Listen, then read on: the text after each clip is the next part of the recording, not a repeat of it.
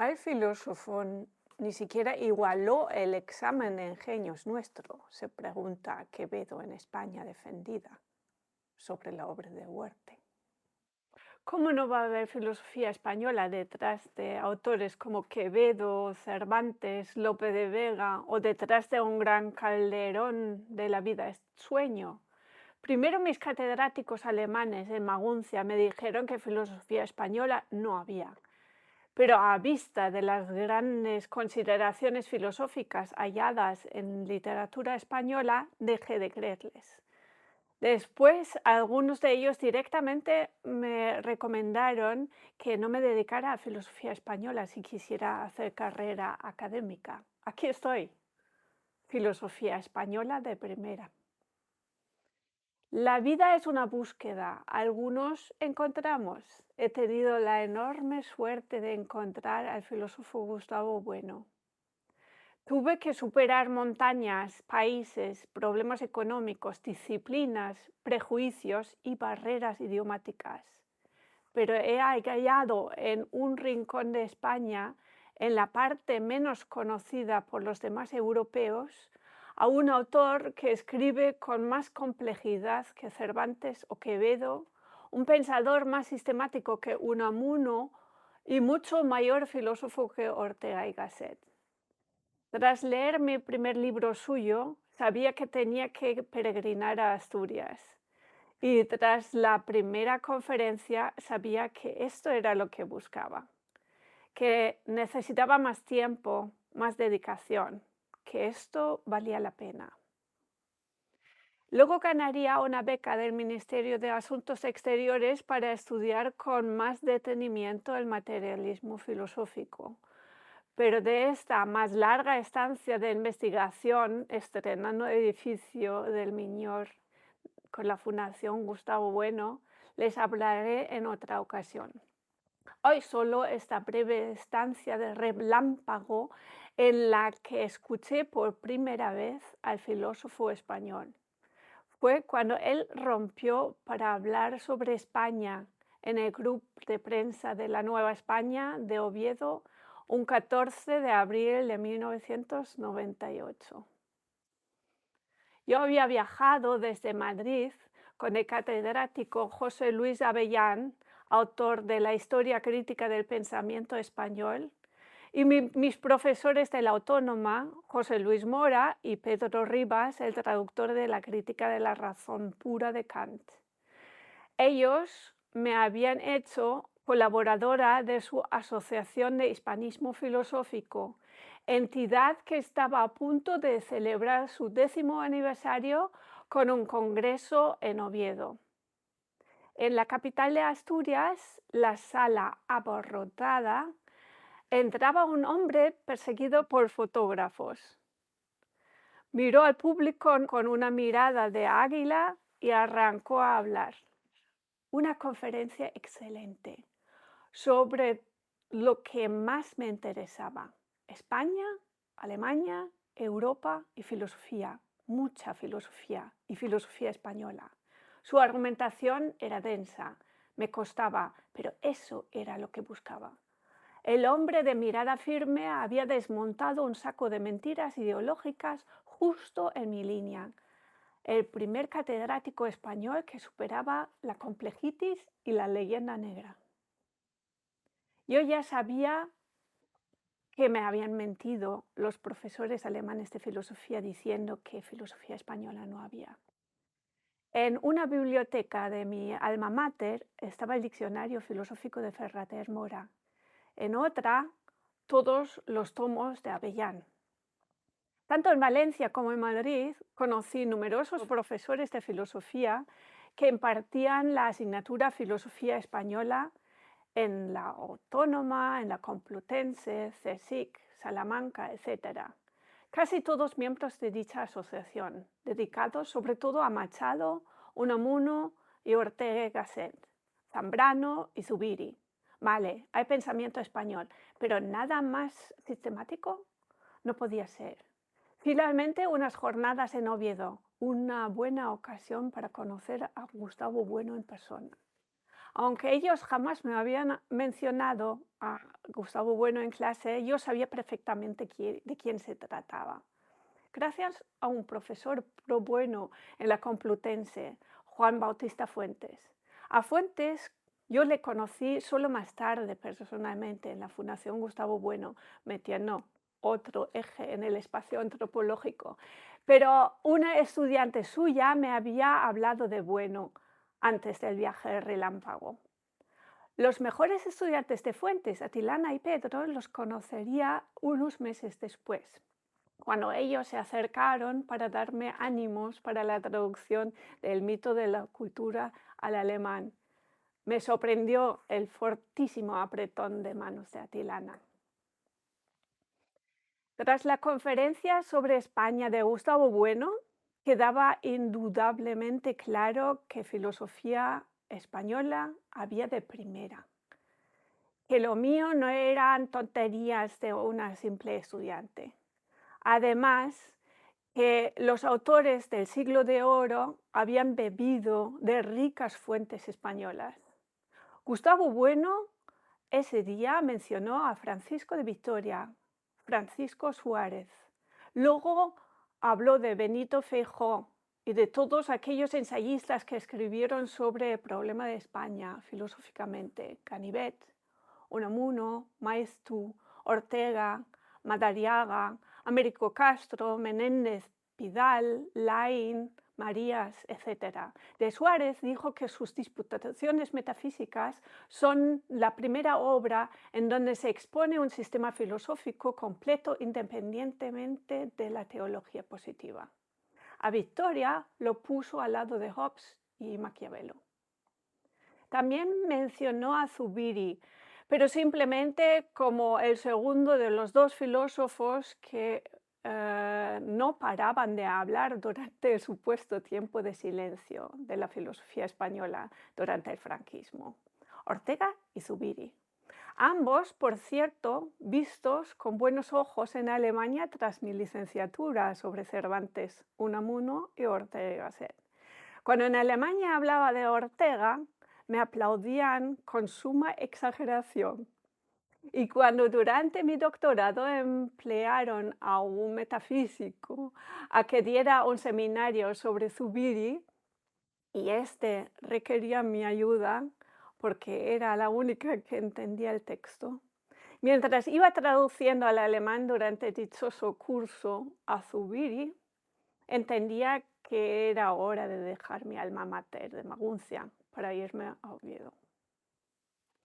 Tras la conferencia de Bueno sobre España, algunos de los profesores asistentes criticó a Bueno por inventar palabras.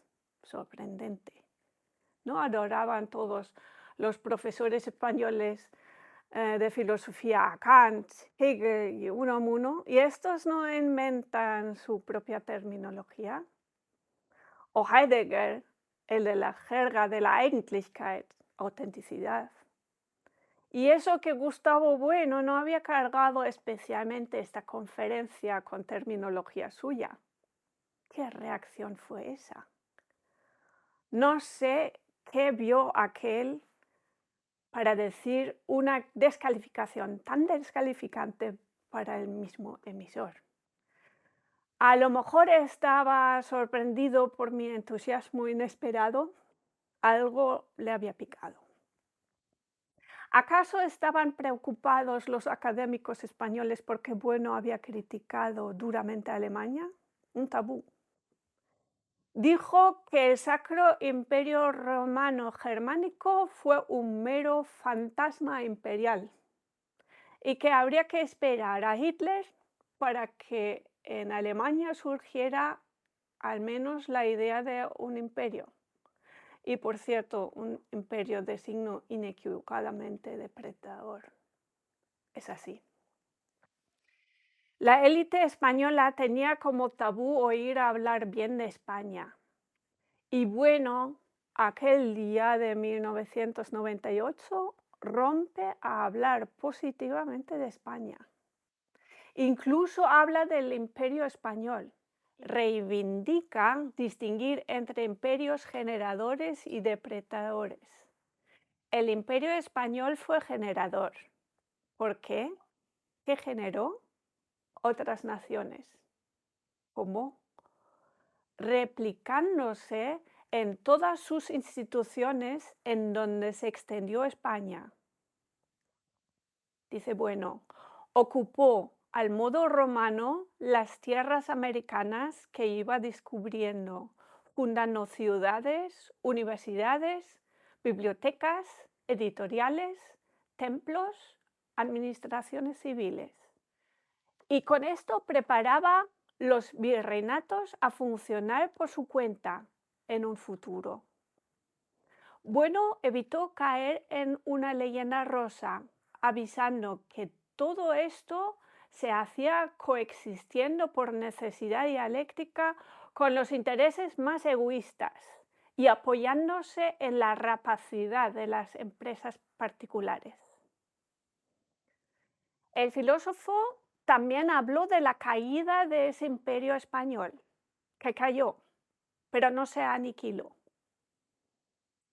Es decir, no todos los elementos del imperio español fueron aniquilados. Entre el legado más importante queda en la actualidad la comunidad hispana y la lengua mayoritaria de esta comunidad, el español. Y el español en sus circunstancias de desarrollo resulta ser un idioma especialmente filosófico. ¿Por qué? En la infancia, como romance, asimilaba concepciones de la filosofía griega a través de la Escuela de Traductores de Toledo. En su juventud, como castellano, tuvo que incorporar los vocabularios jurídicos, políticos, técnicos necesarios y finalmente, como lengua del imperio, al español se le iba añadiendo durante los cientos de años un importante conjunto de conceptos tomados de las lenguas americanas. Concluye Bueno en 1998, por ello, el español es un idioma filosófico por constitución. Es imposible hablar el español sin filosofar. Sin entrar hoy en más detalles, siento en este momento que Gustavo Bueno nos pone delante un precioso regalo, ese ensayo filosófico sobre España. Pero no me lo ponía a mí, se lo pone a los pies de todos vosotros, los españoles, y es para ustedes, los hispanos de todo el mundo. Después de la conferencia de Bueno, tuve el honor de sentarme a comer al lado de Bueno y Avellán para ser testiga de una histórica conversación. Bueno criticó a Avellán por explicar el pensamiento español con criterios ajenos a su contexto. En vez de entender su historia dentro del contexto español, Avellán, en su monumental Historia crítica de pensamiento español, reducía muchas innovaciones del siglo de oro español a una influencia extranjera, especialmente de Erasmus de Rotterdam. De su lectora se saca la impresión, dice Gustavo Bueno, de que prácticamente todo cuanto de importante hay en el pensamiento de nuestro siglo de oro, desde Cervantes a Fray Luis de León, desde San Ignacio a Santa Teresa, se desenvuelve bajo la sombra de Erasmo. E igual que la reseña que Bueno había publicado en 1979, cuando Avellán sacó su Historia crítica, el catedrático madrileño Avellán tampoco contestó en 1998 a este reproche de erasmismo. Probablemente nunca encontró un buen argumento contra esta acusación. Yo desde luego no se la escuché. Bueno, por el contrario, veía que la filosofía del imperio español tenía que desempeñar funciones que a ella le correspondió en un imperio católico que necesitaba urgentemente organizar un clero, una administración, unos gobernantes que estaban actuando no ya mirando a un pasado, sino a un presente que les urgía. Por lo tanto, toda filosofía española, según Bueno, tiene que ser explicada históricamente por su mismo presente y no por un pasado declarado inerte.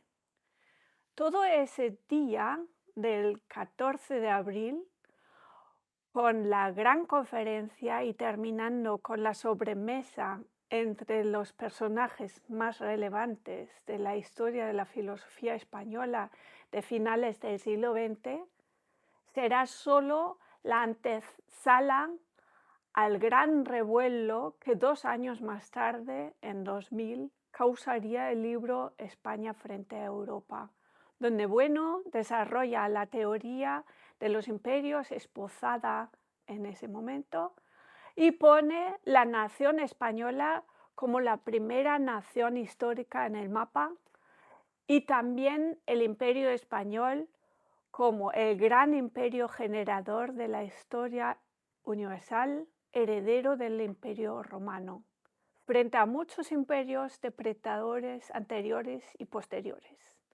Gracias a la labor de los miembros del imperio generador, en el mundo se generaron otras naciones hispanas. Dice Bueno en España frente a Europa, lo importante de la identidad hispana no reside tanto en un modo de ser, cuanto en un modo de estar.